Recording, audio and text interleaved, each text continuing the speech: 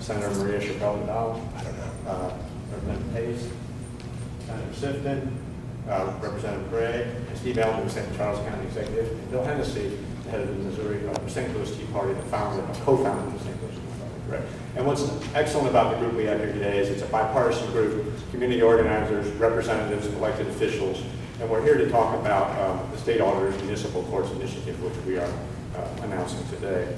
I think it's important as a state auditor that citizens of Missouri are sure that individual liberty triumphs over bureaucracy, that our courts are about justice and not revenue, and that all citizens, regardless of race or gender, receive equal treatment under the law by our courts. And that's why we initiated this effort here today. What we're going to do, starting the next calendar year, is audit 10 municipal courts. And the purpose of that audit is, as with all municipal courts, and by the way, since I've been auditor, I've already audited over 36 municipal courts around the state, so it isn't as if we haven't been doing it. But we're going to focus on something new, which is, first of all, the Max Creek Law. As you may know, the Max Creek Law dates back to the 1990s. It originally required that cities turn over any amount of revenue that they obtain from traffic violations over 45% to the state. That was reduced to 35% a few years later. But there were loopholes in that law. It didn't apply to city roads, only to state and federal roads. So any tickets that were written on city roads didn't count. It didn't apply in a variety of other circumstances, so for example, amended charges. So if you had a moving violation and then it was amended, that didn't apply toward the 35%. That loophole was closed in the previous legislative session, not the one that just finished, but the one before it. And now, the amount, the percentage is 30%, so if a municipality gets more than 30% of its revenue from a traffic violation, it will be obligated to refund that excess to the state. And the purpose of that is to deter municipalities from using the traffic system as a revenue-generating device instead of its original purpose, which is, the reason we have traffic laws is for safety and efficiency of traffic flow. And some people have become concerned that in some municipalities, started out with Max Creek, which is in central Missouri, the real purpose behind police stopping people and giving them traffic violations was to generate revenue, and the initial purpose and the real purpose of traffic laws, which is safety and efficiency, was being ignored. So as a result of the change in the law, we can now audit this issue much more effectively. In the past, because so many charges were amended to non-moving violations, very, very few municipalities exceeded that 30 or 35% level. They could always just move to a non-moving violation. We did find a couple of violations under the old law. Lone Jack did have to refund some money. And we had a situation in Lanigan, in far southwest Missouri, where a sheriff continuously amended tickets to say they occurred on city roads when it actually occurred on highways in order to get around the law. He was actually charged with forging over 500 tickets. So occasionally we were able to get a violation under the old law. But now the loopholes have been closed, and now it's very, very clear. Any traffic violation, even if it's amended to a non-moving violation, applies toward the 30%. And this makes it something we can now audit. So one reason we're unveiling this initiative now was it's something that was really not susceptible to being audited before, and now it is. Other reasons, there's been growing concern among elected officials as a result of the Ferguson situation. We also have Steve Elman from St. Charles. A lot of people driving into St. Charles get caught on these speed traps. More and more officials have become concerned about the abuse of the traffic court system for revenue generation purposes rather than for safety, justice, and efficiency purposes. And because of the wide variety of people who are interested in it, because it can now be audited, because of the situation in Ferguson, we thought this was the right time to unveil this initiative. So what we'll be doing is we'll be picking, for the first year, 10 courts around the state. They're not all in the St. Louis area. I'm having this press conference in St. Louis because St. Louis is where most of the problematic, potentially problematic traffic courts are, or municipal courts are. So we're having it in St. Louis because we have several open from here, but they're all around the state, and we'll continue to do it all around the state. The way we picked the courts we're starting with was, one, we looked at the number of traffic stops per capita in that area. We looked at calls we received on our hotline. The auditor's hotline frequently gets calls about misuse of traffic courts in the traffic system. We listened to our elected representatives and community leaders, and we put it all together to figure out which courts we would use. The first one, I think, Steve, we have the list right here behind you. The first 10 courts will be Bella, Ferguson, Foley, Forestville, Leadington, Lynn Creek, Mosby, Pine Lawn, St. Anne, and Winfield. Now, if you're not in one of those courts, we can still add you. I mean, it's not necessarily an exclusive list. We're going to start with those.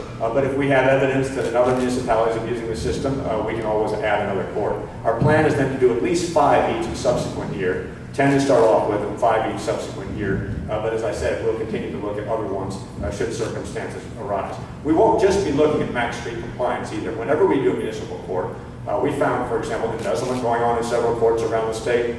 We found poor contracting practices. We found failure to use competitive bidding practices, failure to segregate duties in accounting, all the things we look for normally in an audit we will continue to do. But there'll be a special focus on whether municipalities are complying with this law and whether they are refunding excess revenues to the state. So that's what we're doing. We're very excited about this initiative. I want to address one concern that was already raised to me before I came here, which some of the municipalities are concerned that they rely very heavily on this revenue, and I've heard some of them already saying to the media, well, if you take away this source of income from traffic stops from us, well, we'll have to go raise taxes. We don't believe that to be true. In St. Louis County alone, there are 91 municipalities. There are all kinds of ways to improve efficiency short of raising taxes. And I think it's a scare tactic being used by bureaucracies that don't want to change, saying, well, either let us abuse the traffic court system or we're going to have to raise your taxes. It is not an either or. I believe the right answer is to maintain traffic violations for their original purpose, which is efficiency and safety. And when it comes to generating revenue, you need to find more efficient ways to spend the money you have, and we are not advocating for any sort of a tax increase. With that, I'd like to allow my guests here to make a few comments about this initiative, and then I'll be happy to take any questions you have. I'll just move from left to right here. Steve, would you start, please? Thank you very much. I'd like to thank the auditor and his office for taking this initiative. I want to give you just a little bit of history on it. It was House Bill 103 where this language was contained, and it all started when I was talking to former Police Chief of St. Louis County, Tim Fitch, and explaining how difficult it was for me to run the gauntlet every time I had to go to a meeting downtown St. Louis, and there would be anywhere from 7 to 10 police cars on I-70 out near the airport. Luckily, I was always successful and never got a ticket, but I was talking to him about it, and he had invited me to call Reverend D.T. Rice, who coincidentally was he was the head of the Concerned Clergy Coalition of North St. Louis County. In fact, I would suggest we quit calling this the amended Max Creek Bill and call it the Concerned Clergy Coalition Bill, because I met with him, and his church was in North County, but he happened to be a constituent of mine living in St. Charles County.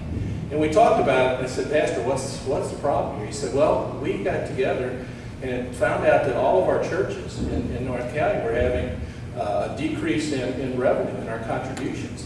And we started talking to each other and found out that in many cases, we'd ask people, well, why haven't you been able to contribute? And they would say, well, I got a $200 fine in some municipality, and I need to pay that or I'll go to jail. So that's when they got involved, and I talked to Senator Tom Dempsey, who put a bill in to go ahead and actually lower it to 20%. And he passed that bill in the Senate, went to the House, got slowed down. On the last day of the session, Tom went ahead and amended it to a different House bill, and the governor signed it, and it is now the law. So I just think, and of course, some people are going to say, well, it's necessary to give these tickets to slow people down and to protect public safety. And there's nothing in this legislation that keeps any municipality from writing as many tickets as they feel are necessary. The problem is after they collect 30%, the profit motive is gone. So at that point, you know if they continue to write tickets, it's because they really think it's for a public safety purpose.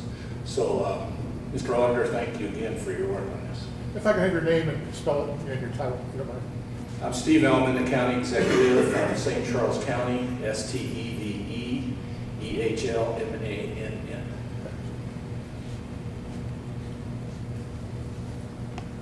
Good morning. I'm State Representative Rochelle Gray of the 75th District, and I too have spoken with Reverend Rice about this situation.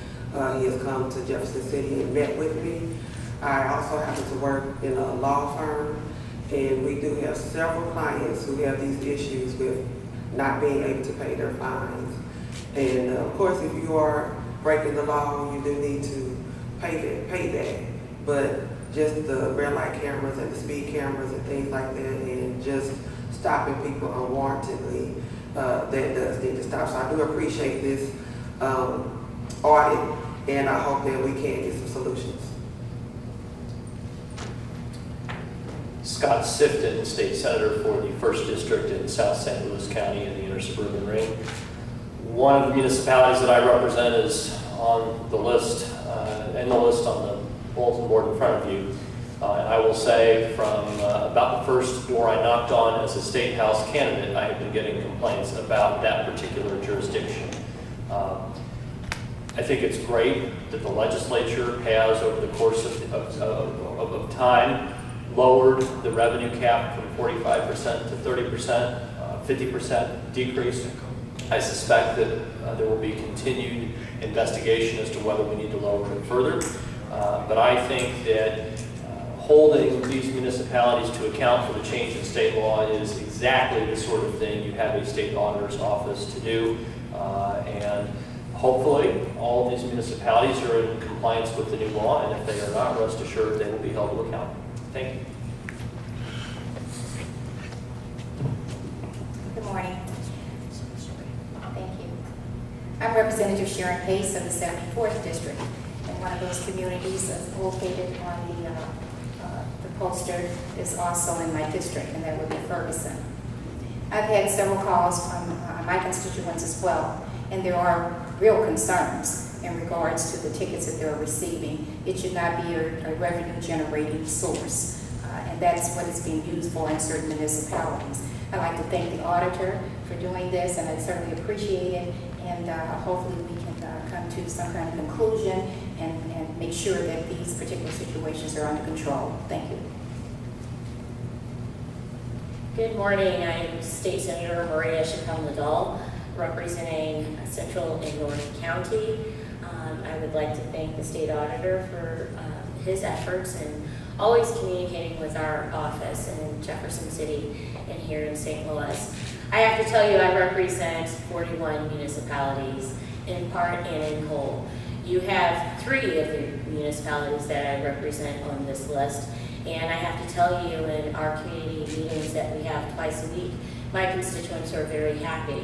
One of the things that we have known for quite a long time is that many of my constituents have been stopped intentionally.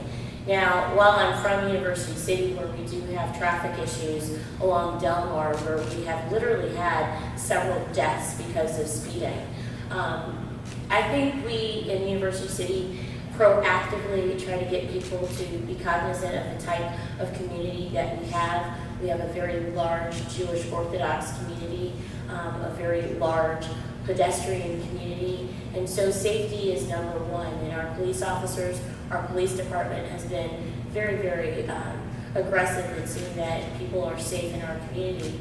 However, in other parts of my district, like Pine Lawn, I have received several complaints from my constituents as well as St. Anne. So this is an obvious problem. In fact, in one of our classes, I was trying to ask my constituents what municipalities they would like to see that would be audited. And I didn't know what the full list was. I actually had Florissant on there, but everyone wanted Pine Lawn. And the state auditor staff wouldn't tell me which of the 3 were in my district. And so while they wanted to have Florissant added to that, they are going to be very, very happy that Pine Lawn is on this list, because they do believe there should be some type of investigation. Hi, I'm Bill Hennessy with the St. Louis Tea Party Coalition. I have to thank the auditor too for taking the leadership on this, and for everybody that's up here that's doing something about what really is a human problem. You know, say that the Tea Party gets a reputation for being against all government. We're not. We're against bad government. We're for good government.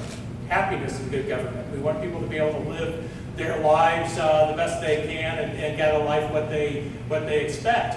But you can't do that if you can't predict what's going to happen when you get into your car, or if you leave your trash cans out at the curb for a couple of extra hours. And the stories of what goes on in some of these municipal courts is frightening and sad. This is the United States. This is St. Louis. This is Missouri. We can do better than this. So I want to thank Auditor Schweich for taking the lead on this, and I hope that your efforts will lead to a better community and a better state. Thank you. A couple of final notes on the timing of the audits. Because the fiscal years of the municipalities vary, some audits can't be started until June. So you'll probably see a first round of audits come out late spring of next year, and then another round late fall of next year, because you have to have a full year of fiscal data before you can do the audit. And so the fiscal year Ferguson, for example, doesn't end until June, so we wouldn't be able to start that one until June, just so everybody knows the timing. That one would come out late next year. Some of these other ones have a fiscal year that ends at the end of this coming year, and therefore we'd be able to start that immediately in January. So there's a little bit of issue on the timing when we can do the audits, but all of them will be done next year. The final thing I want to say is I don't want anything we're saying here today, and I've spoken to everybody about this, to suggest there's any problem with law enforcement. My background is in law enforcement. I was a federal prosecutor on the Waco investigation. I was an international law enforcement official at the State Department fighting terrorism and drugs and gangs and things like that. And we have tremendous respect and appreciation for good, solid law enforcement. Some of the anecdotal information that I have, there's a lot of the police don't like being revenue generators either. They want to go out there and make sure there's safety on the streets. And so what we're trying to do here is, as Steve Allen alluded to, they can write as many tickets as they need to for safety purposes. What we want to do is take out the motive or the pressure that might be on law enforcement to generate revenue, because that's not really what the purpose of these laws is.